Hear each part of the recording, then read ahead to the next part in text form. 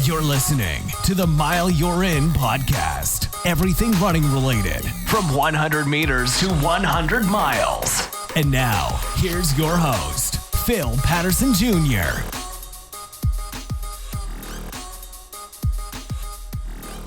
What's going on, everybody? Welcome back to another episode of the Mile You're In podcast.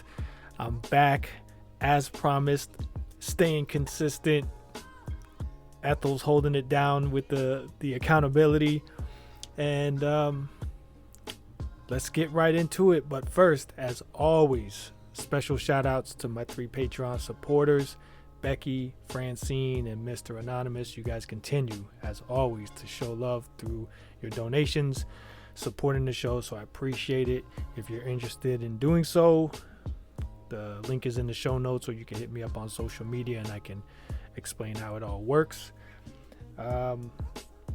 Getting right into it, I got a big announcement that I kind of been sitting on for a while because it was in the works, but I wanted to wait and talk about it until it was official.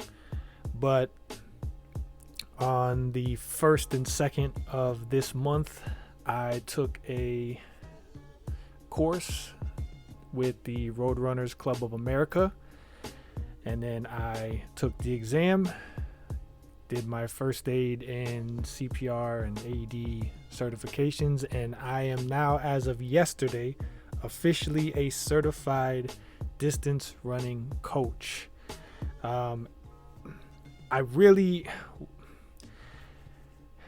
When I thought about the direction of my life, especially the last few months with just everything that was going on, especially recently with the health concerns, and that's still something that has kind of lingered, but I've started to figure out what's working and what's keeping it at bay. I've increased my miles, my long runs the last few weekends, so things are looking promising. They're trending positively, and tomorrow will be another test. I'm gonna head out for another longer run and just keep increasing the miles and seeing how the hydration and nutrition, the plan that I've put in place before, during, and after is holding up. So for those of you that have reached out, sent prayers, sent advice, encouragement, your messages, your texts, everything is truly appreciated. It's definitely kept me positive and encouraged through it. So again, it's something that I'm grateful and appreciative for, and to be able to do. And it's something now where every single time I'm reminded of it, I just stop and give thanks. Like the moment I remember, I haven't had an episode today, thank you. This, I'm feeling good right now, thank you.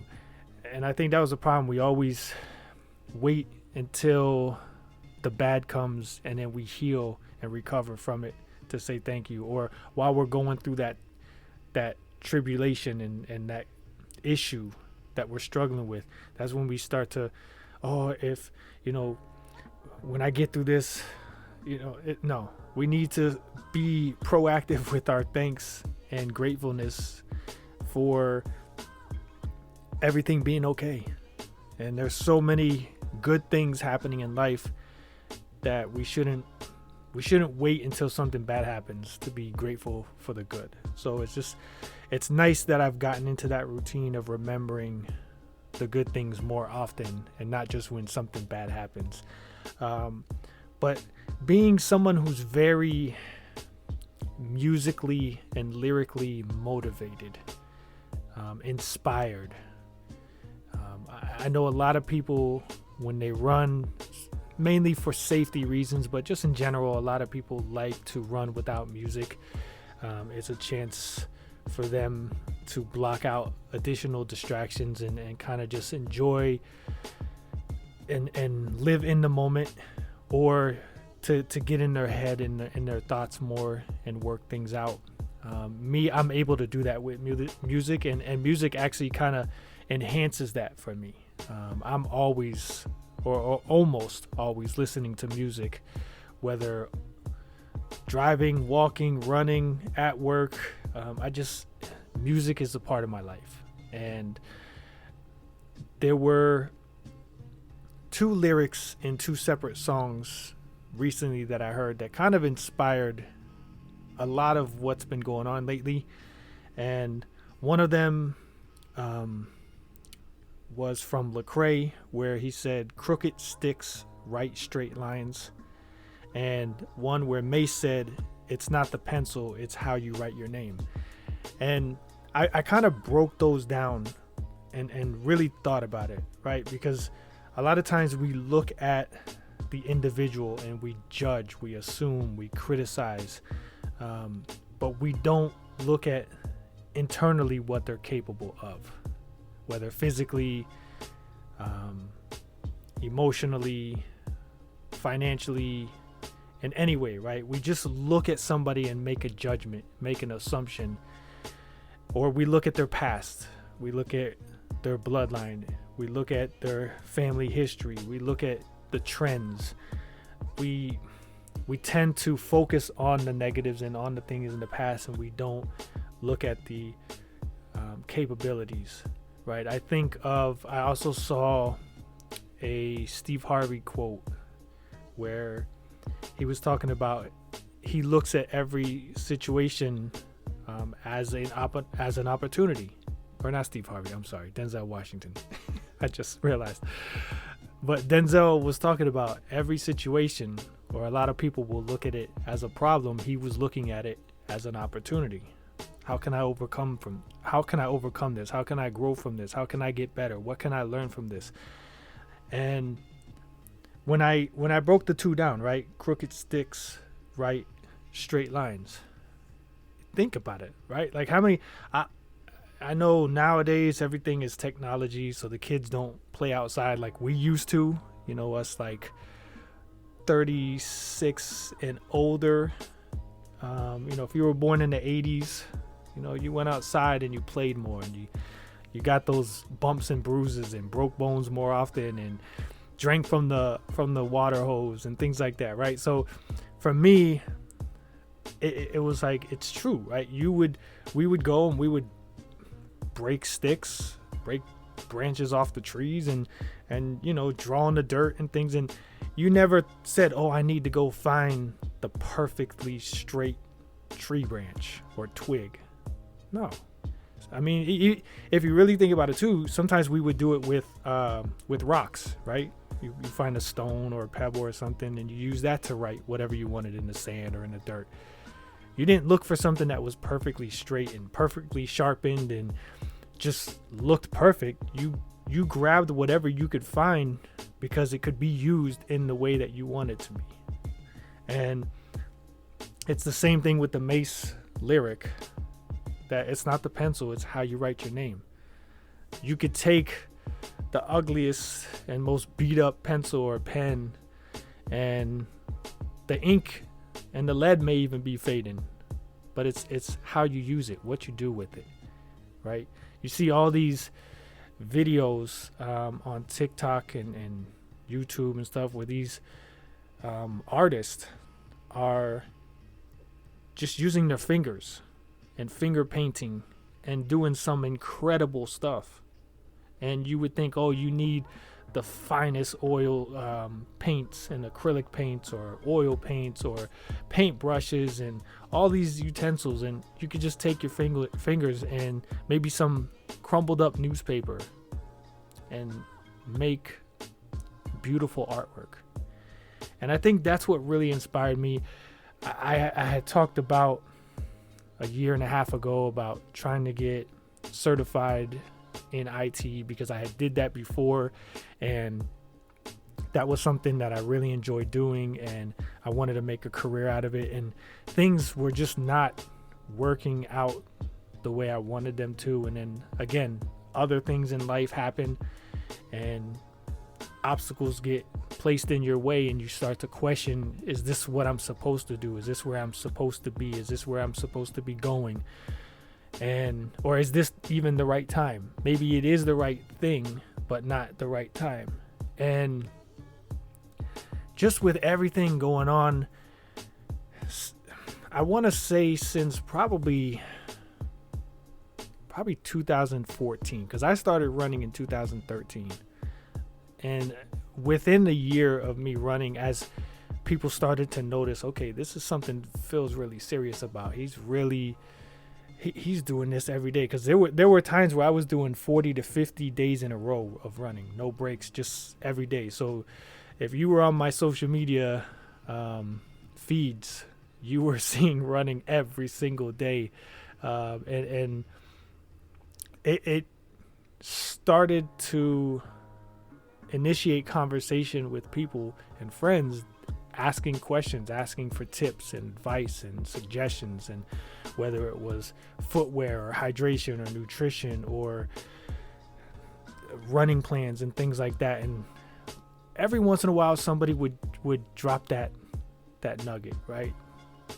Plant that seed in the soil and say, you should be a running coach. Like, you're really good at this, you're really passionate about it, you're very knowledgeable, like, you would be a good running coach. And they're like, you're already given the advice that most of them do anyways. You might as well go get certified and do it professionally. Or even if it's not a full-time thing, do it as a part-time thing, but like, use your abilities and be rewarded for it in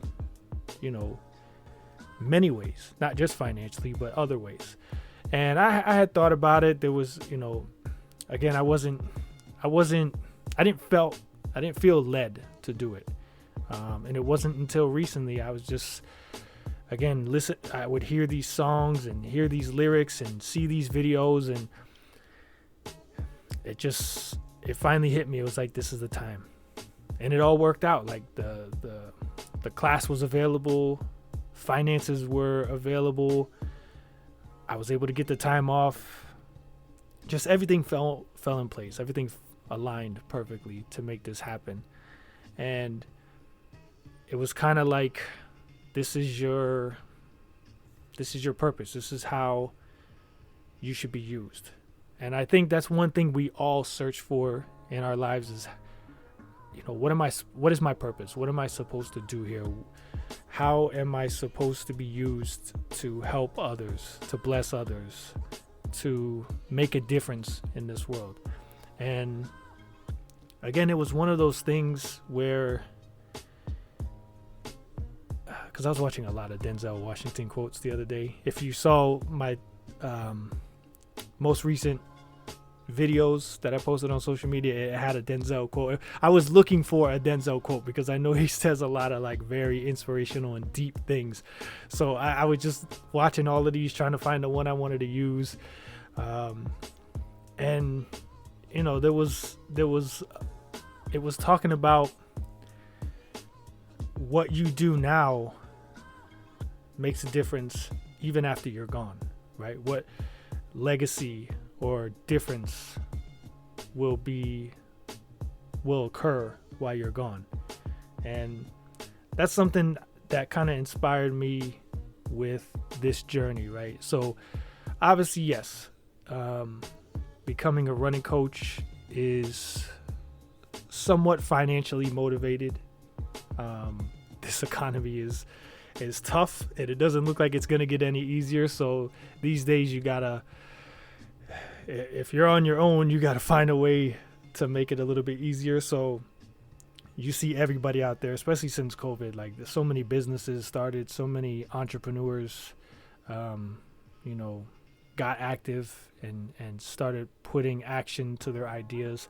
And that's something I, no pun intended, but I wanted to start to walk the walk and not just talk the talk. And that's a big thing about this podcast that I don't think a lot of people understand or believe, that when I write, well, I don't always write. Like right now, I'm just speaking off the top of my head. The thoughts come to me as I speak. But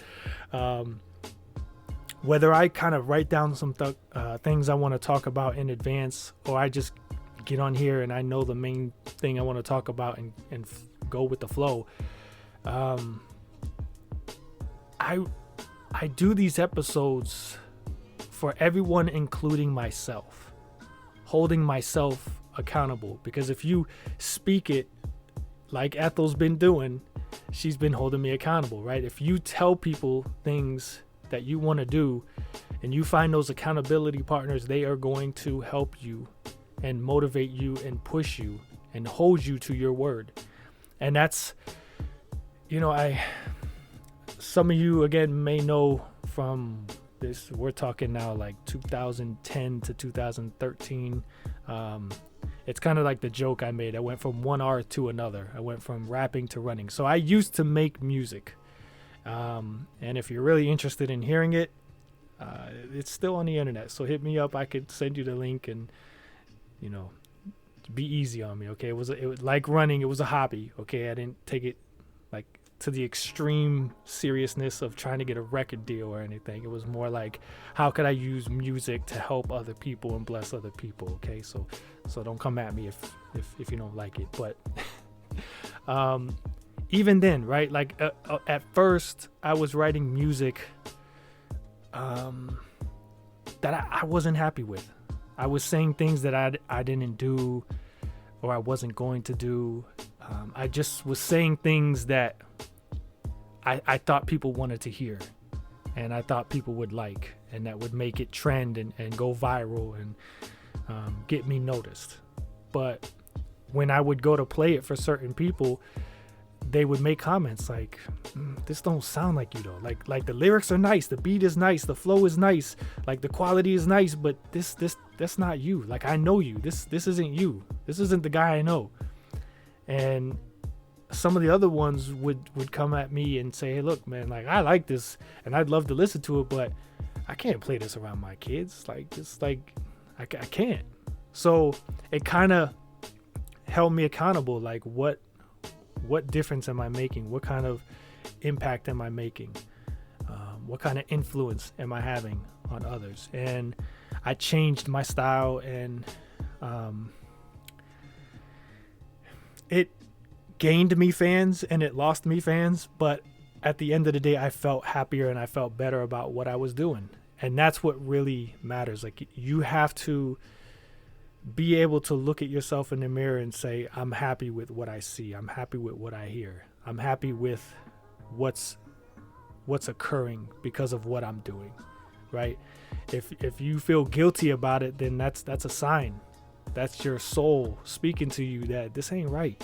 You gotta change something. Maybe not everything, but something has to change. So when I would make music, I would start to write songs that were speaking to anyone, but also mostly to myself, trying to say, hey, if you're going to talk about this, if you're going to rap about this, then people are going to look at you and assume that that's the lifestyle you're living. And you have to walk the walk. You can't just talk the talk. So when it came to this running thing, that's really the same thing, right? Like, the sodas and the ice cream and all that junk food that I was eating, drinking on the runs that probably led to the health issues. It's like, hey, if you're going to become a running coach, you got to start to live a better lifestyle. You got to be the example, right? You have to be the change you want to see. You can't tell somebody to do something if you're not willing to do it yourself.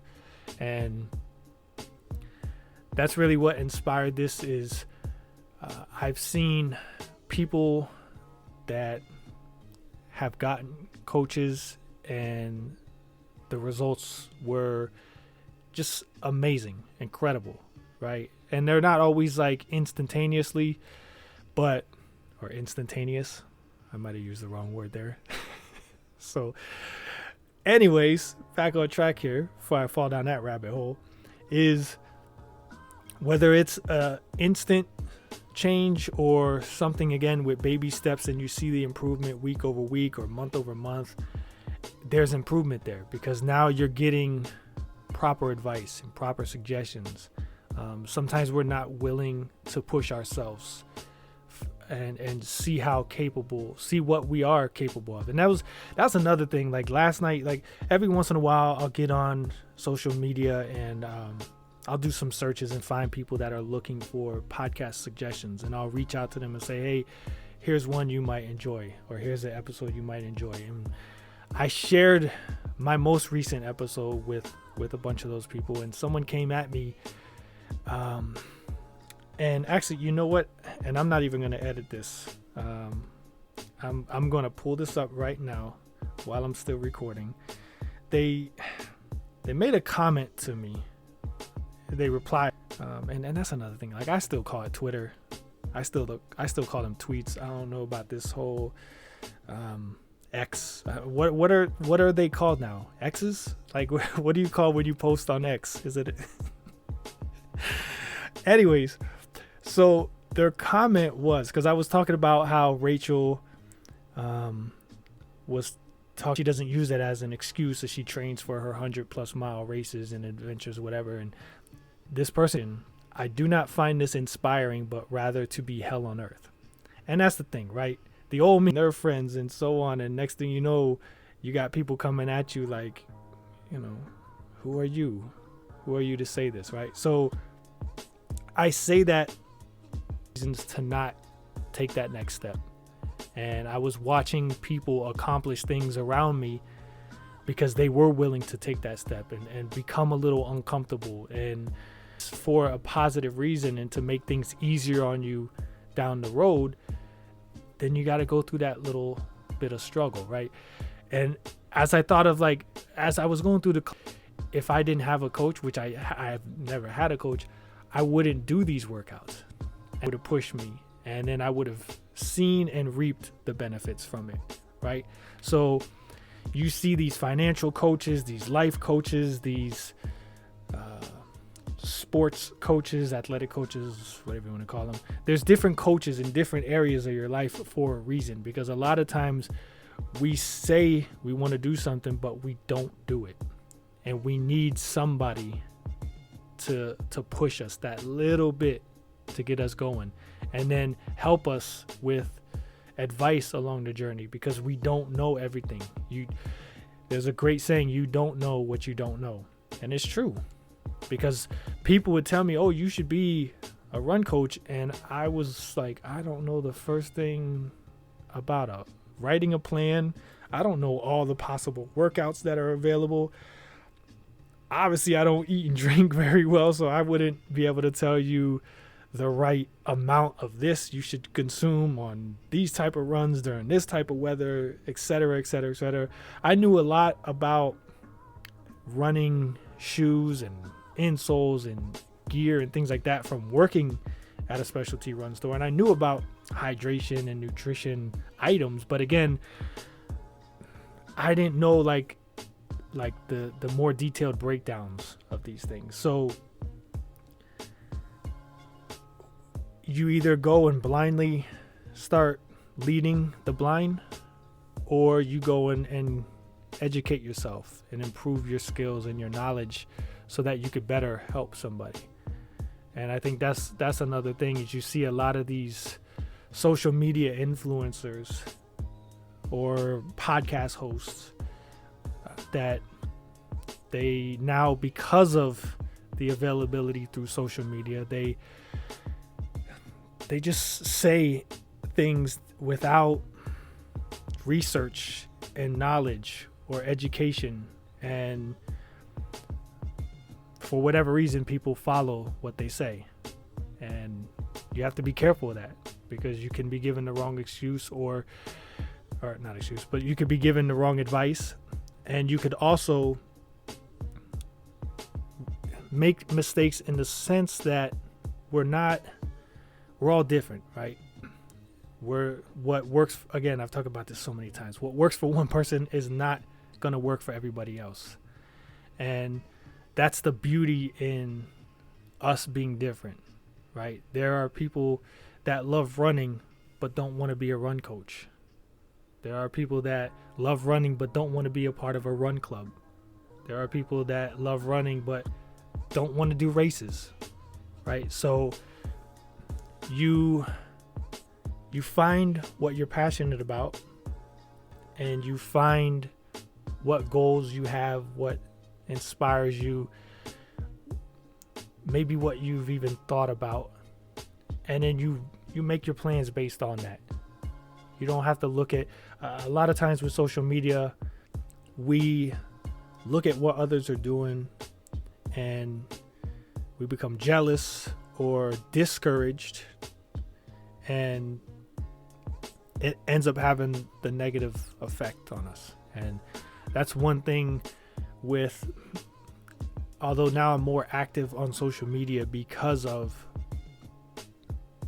promoting the podcast and now promoting myself as a coach and things like that, I don't do as much scrolling as I used to. It's more, I get on, I post, I might scroll for a little bit, but I'm not on there as much. And I also have changed who I follow and who I add, so that I'm not exposed to things that I don't want to see or hear.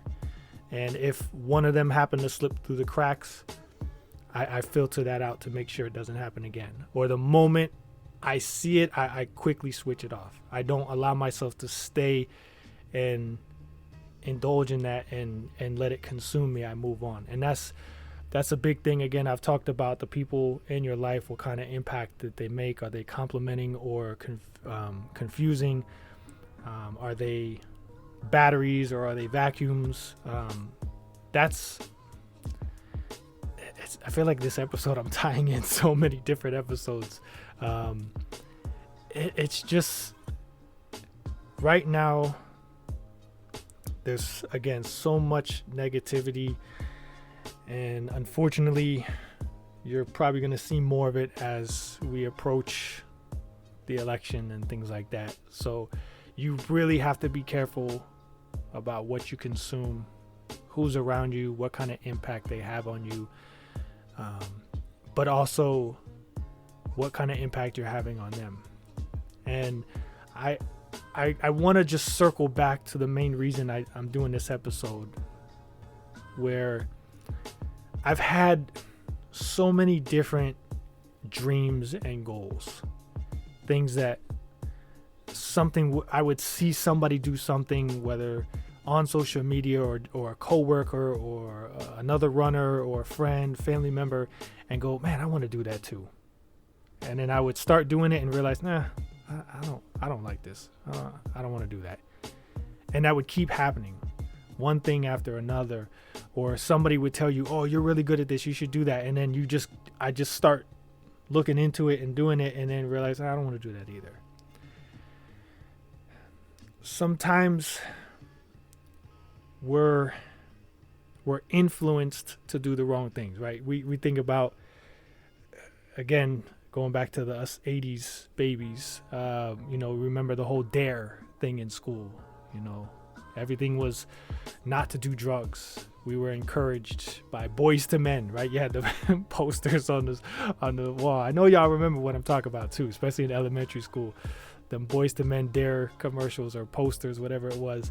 But they knew how to reach you, right? They knew what people to use to influence you, despite the other side using their commercials and advertisements, especially in the magazines, with people smoking. And there's that line, that divide, right? You're seeing both types of advertisements, for and against, and that's where you have to make the judgment. Which one you have to do the research, which one? Because if you just choose a side blindly based on somebody's likability or persuasiveness, then you're not always going to make the right choice. It's a 50-50 coin flip.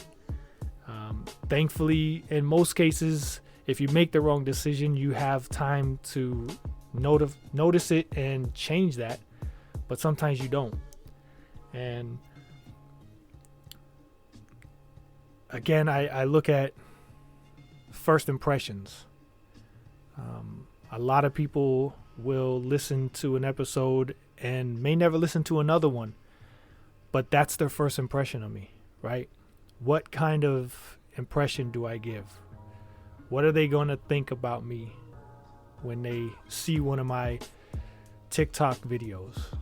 when they hear one of my podcasts, when they see one of my comments on social media, or they see me at a race and interacting with a race volunteer or another racer, right? There's all these opportunities to make a difference and shine a light and be an example. How are you going to be used? How are you going to allow yourself to be used? And that's a big thing, is availability. You have to make yourself available. Me being an introvert, it's easy for me to stand in my apartment here and record this and post it. And it's easy for me when I'm running alone to record these videos, edit them, and post them on social media. But when I get out in public, I'm not that extroverted, especially when I'm by myself. And it's something I realized is, if I'm going to put myself out there, I have to make myself available, because people are going to want to, I get asked a lot, like, can I run with you, or will you run with me? Can, whatever it is, right? There's requests, and I have to now realize I'm going to have to make myself available. So is this really something you want to do? Because if not, then stop and turn around and find what it is you do want to do. Find what excites you, what you're passionate about, what through the rough times or the rut of it, you'll still want to do it, right? And that's, you think about jobs where people say, what do they say? Well, now it's on the tip of my tongue, but this is why I try to write down stuff. But see, this is like off the top of my head, so I wouldn't have, I didn't think about this one. But when they talk about it not being a job but a career, or something like, if you enjoy what you do, it's not a job, something like that. I think you guys now know what I'm trying to get at here. But that's the thing, right? Is when I was at the Christmas party, and one of my coworkers, when I left the Christmas party, went for my run, came back, and they were still there, and he was like, "Why are you doing this?" And I'm like, "Because I enjoy it." "But why?" "I don't know, I just enjoy it." And it didn't register to him. It didn't make sense to him. And that's okay, because there are a lot of things people do, and I'm like, why? When Rachel was telling us about all the things she did, I'm like, why? 100 miles is enough for me. Like, why do you want to do more? But that's the beauty in life. Like, there's so much out there for us to chase and accomplish and explore. And if we all did the same things, we wouldn't find out all these things and realize that there's so much out there that we can do and enjoy and push ourselves to be capable of. When I first started running, the most I knew about was a marathon, but I didn't know about 5Ks, 10Ks. I don't think I even knew about I just knew about marathons, because I always heard about marathons. I thought that was the only race you could do. And then, I started learning, and I figured out the different distances, and I still didn't know anything about ultra running. And when I seen it, I was like, wow, like, who even thought about pushing themselves that far? Like, who said, "Oh, I'm done with, that marathon was good. Let's go do another like 74 miles, right?" Like, who thought of that? But if it wasn't for somebody doing that, who knows if it would have ever been attempted. And that's why you have now these multi-day races that are 200, 300, 400. You got people like Mike Wardian running from one coast to the other. And I'm not talking Florida. I'm talking West Coast, East Coast, California, Florida. You know what I mean? Like, you have these people that say, or look at, and rest in peace. I don't know his first name. I think his last name was Kiptum. He just broke the world record at the Chicago Marathon. I think he was like 24, 25, maybe 26, like mid-20s. Real close to a 2-hour marathon. And then he dies a week later in a car crash. And what's... Obviously, it's sad because you think of his family and his loved ones and his friends and his inner circle. But a lot of the feedback I seen in the comments of all the posts was, here was our chance. Like, we now saw somebody, because we seen again, it was a sub 2-hour marathon, but it was not official because it was on the perfect course with all these pacers and drafting and the perfect conditions. So yes, it is capable. Someone can run a sub 2-hour marathon, but we hadn't seen it done yet in an actual race. And we're looking at this kid going, man, he's really close and he is so young. This is the guy that's probably going to do it. And his life is taken just days after breaking the record and showing so much promise. And I think that's one of the things that really pushed me when all the personal changes in my life and then the health concerns and having a son, he just turned 5 a couple weeks ago. All these things, as you age and mature and you look at situations differently and you start to think about the older people in your life that used to give you advice as a kid and you would just brush it off, and now you look at it like, man, they knew what they were talking about. Maybe not all the time, or maybe not about, they weren't 100% right, but they've been through what we were going through, or to some extent, and they were trying to warn us or prepare us, and we brushed it off. And you look at these, you hear about more celebrity wise just because they're more popular, but I think we've all experienced people in our lives that are unknown to the mass, but in our world they make a difference. They're important to us, and they're here today and gone tomorrow. And you sit and ask yourself, what were they truly capable of? If they had more time, what kind of difference and impact in this world could they have made if they had more time? Or if they knew that was all the time they had, would they have used the time more wisely and made even more of an impact? And that's tough. It's woulda, coulda, shoulda. You don't know.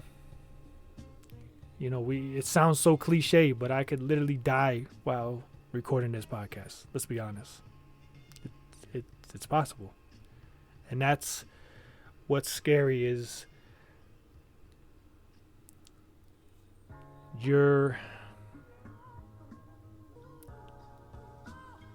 I don't even know where to go with that. I don't want to get too deep into it, but life is shorter than you think. Let's put it that way. And we all make an impact in one way or another. There's people looking up to you, whether you know it or not. So what you do and what you say is a big deal to some people. If you're a classic TV fan like I am, again, I was watching MASH, and there was an episode, if you're familiar with the characters, but Hawkeye and Radar, and they kept talking about how Hawkeye had said something or a few things to Radar, and it really hurt him because Radar really looked up to Hawkeye, but Hawkeye didn't realize that. He didn't realize, he just considered them, they were just friends. Hawkeye was like a brother to him, but to Radar, Hawkeye was a father figure in a sense. And that's the thing, you don't realize the impact you're making in people's lives if they don't tell you. And I'm not saying to go in and assume that you're making these type of extreme impacts and you're this huge figure to these people in your lives.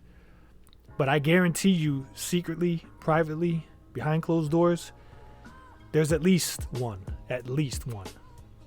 in your life that looks up to you in a way that you didn't think or imagine. And that's the thing. I look at my son and I see the influence I have on him, the way he mimics me and the way he wants to do things just like his dad. And it makes you stop and think, what kind of legacy am I going to leave? What kind of difference am I going to make? Because I don't know how long I'm going to be here. So let me make the best of the time that I am here. And let me not keep everything to myself, but use the given abilities to help others and to lift others up and to improve others. So if me pushing myself to run 100 miles can help somebody else even just run a 5K, then I want to be used. If me going through a divorce can offer advice to someone in a relationship, possibly avoid that, I want to be used. If there's someone in debt, the way I've been in debt most of my life, if I can, or trying to avoid it, if I can help them, I want to be used. I've experienced a lot of things that older people in my life warned me about, and some that they didn't. Because things change, times change, situations change. So they can't prepare you for everything because they didn't know things that are occurring or available today would be. So they could only tell you about what they knew, just like we're trying to do now. But I guess to wrap it all up, what I want to say is, you know deep in your heart what you're passionate about. You know what you love to talk about or to do. Whatever that is, find a way to use that in your life to bless others and help them and make a difference in their life. Thanks for listening to the Mile You're In podcast. If you enjoyed it, make sure to like, share, and subscribe.